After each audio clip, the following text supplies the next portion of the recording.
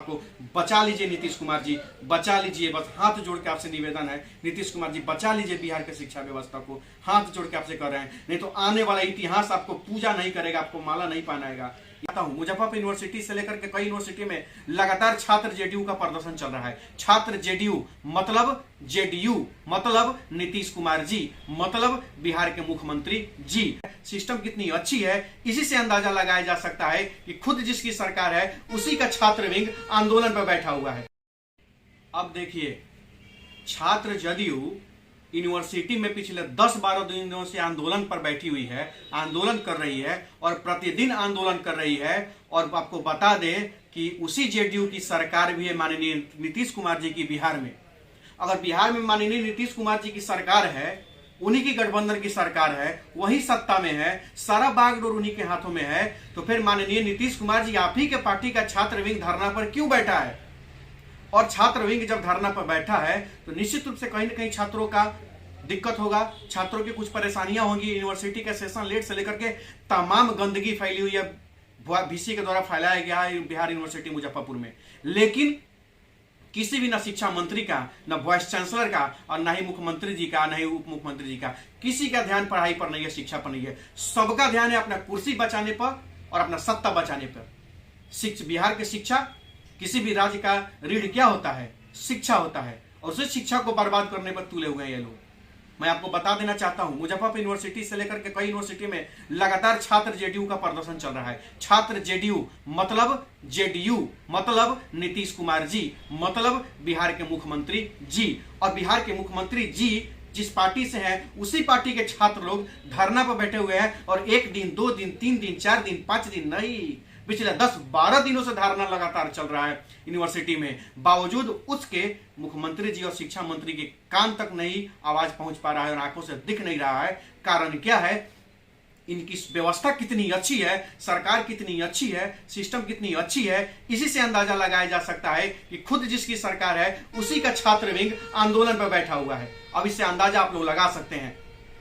विरोध किसी का करना बड़ा आसान होता है, लेकिन कहीं ना कहीं से साक्ष्य के साथ, व्यवस्था के साथ। तो ये रहा साक्ष्य, माननीय नीतीश कुमार जी। कुछ भी कर लीजिए, कितना भी सरकार बदल लीजिए, कितना भी पार्टी बदल लीजिए, लेकिन जिस चीज के लिए आप सत्ता में है, शिक्षा व्यवस्था बिहार को सुदृढ़ मजबूत प्रदान करने के लिए, वही चौपट आप लोग कर रहे हैं। बिहार का भविष्य आप लोग बर्बाद कर रहे हैं। और बर्बाद कर क्या है? बर्बाद आपने कर दिया है। प्राथमिक शिक्षा से लेकर के, हाई स्कूल से शिक्षा से लेकर के और महाविद्यालय तक के शिक्षा को आपने बर्बाद कर दिया है।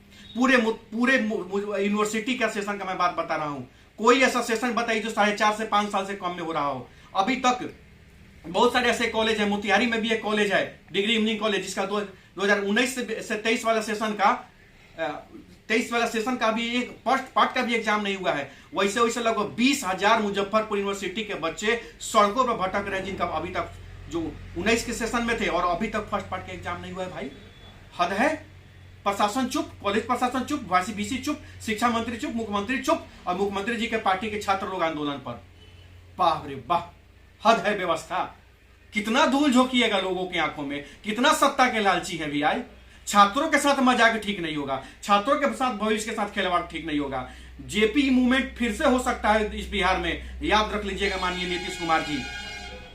आज अगर आप ही के पार्टी के अगर छात्र नेता अगर सड़कों पर है, रोड पर आंदोलन कर रहे हैं, तो आप समझ लीजिए कि आपका शिक्षा व्यवस्था और आपका तंत्र कितना भ्रष्ट हो चुका है और आपके तंत्र को कितना गंदा कर दिया है लोग। 60% से ज्यादा मार्कशीट, एडमिट कार्ड, सीएलसी और रजिस्ट्रेशन में गलती हो जाता है, और जानबूझ के गलती करके भेजा जाता है कि यूनिवर्सिटी के द्वारा और तो हर कॉलेज के द्वारा 500-500, 2,000, 1500 रुपया फिर उसी बच्चों से वसूला जाता है कि लाइए यूनिवर्सिटी से सुधार करवा के लाते हैं।